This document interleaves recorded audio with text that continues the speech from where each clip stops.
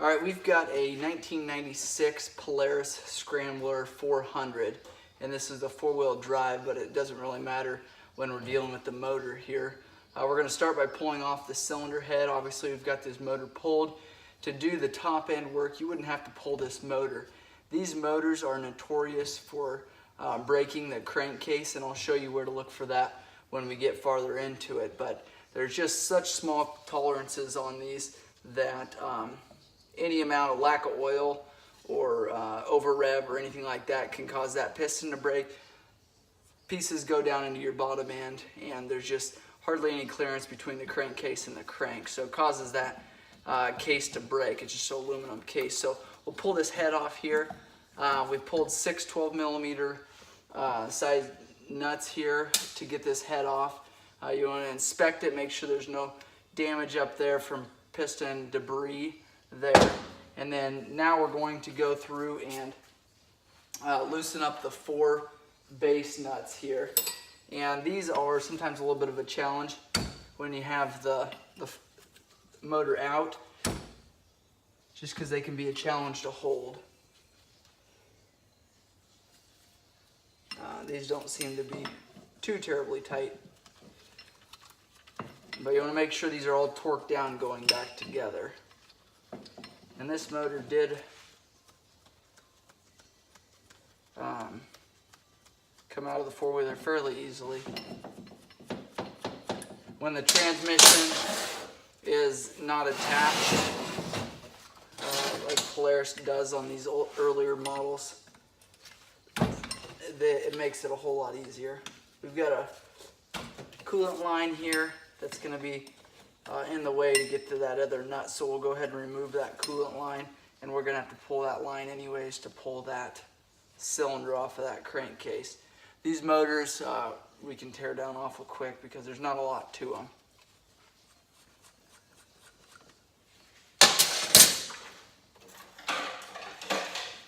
And a Phillips screwdriver to remove these 2 clamps here. We've got the exhaust manifold here. There's a donut gasket that goes there, and those are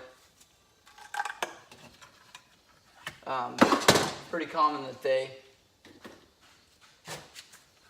go bad.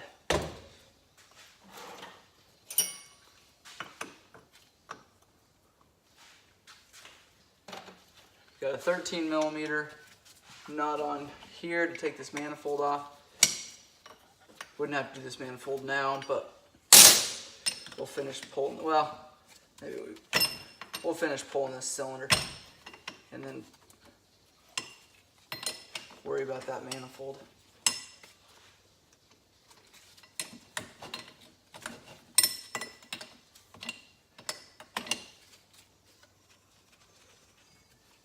All these parts we'll have listed online. Check out our store, deals 0040, and that would be, everything's done through eBay as of now. Got hundreds of Polaris parts, thousands of Polaris parts. A lot of this 94 to 98 range Polaris 2-stroke stuff. So check us out if you're needing parts for those.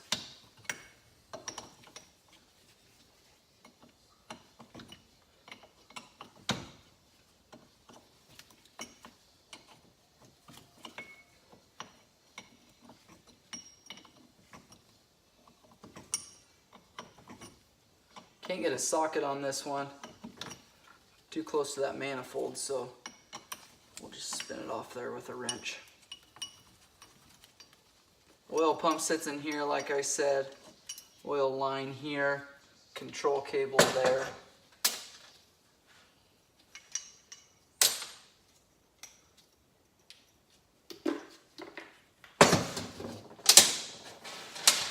Alright, now that cylinder's ready to come off, you can use what I generally do, well, let's go ahead and, while we've got it set in here, so you can see a little bit better, we'll go ahead and pull the reed valve assembly.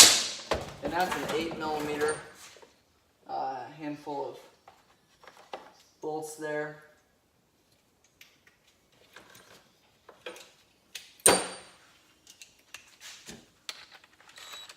And then we've got a 10 millimeter for this line going into it.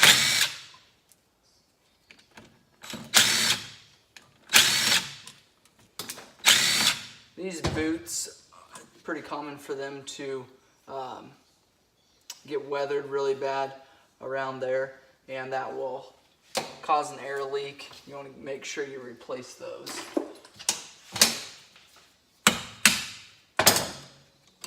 Here's your reed valve assembly. Here's your pedals here. Make sure that those aren't broken off. Make sure they shut tight. Make sure that those gaskets are good, going back together.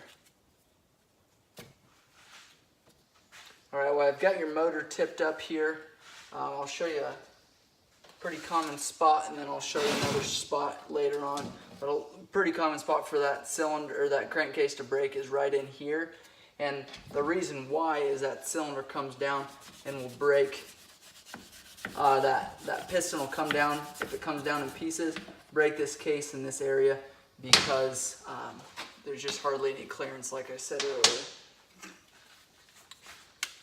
And we'll pull this motor mount now.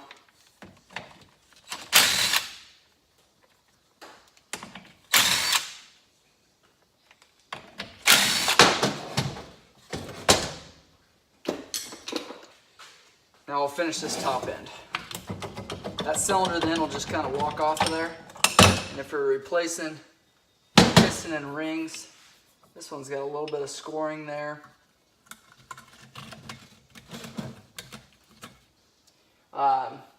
Obviously replace, this is your base gasket, or this is your head gasket, replace that. Replace piston, rings. There is a piston pin and a roller bearing in there. So you want to make sure that when you're doing it, you replace all those things. If you just are leaking oil barely, you can just replace the rings, but I generally, you're in there, replace the piston, get the cylinder bored out, and just be done with it so you're not doing it again in 6 months. So to pull the piston pin,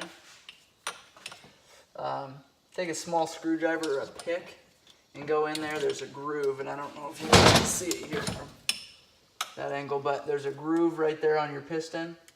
Go in there with a, might have to be smaller than that.